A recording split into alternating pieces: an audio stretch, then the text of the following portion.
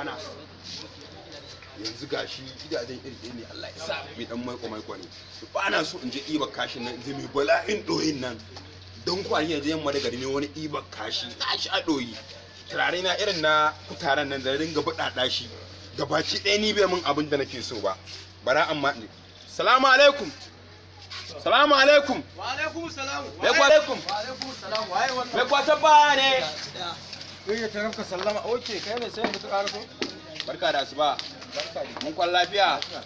ƙyanƙyami na kake kenan a ni ce ba ya zaje kalle ka ka ya zo yana ta jiran ka tun ɗazu kuma baka abin nan ba har ina kofar da wano ne to wani kashi na je zubarwa yanzu dai ba wannan ba da Allah ina sauri ni ma fita zan yi lokaci ya gudu na ga abin taka babbar ce ai bai fuka garwa ta 6 by 6 to garwa ta za ka yi mana bai fuka garwa ta gaba ɗaya 1100 za a baka tashi mu je shiga da dan iska ne ni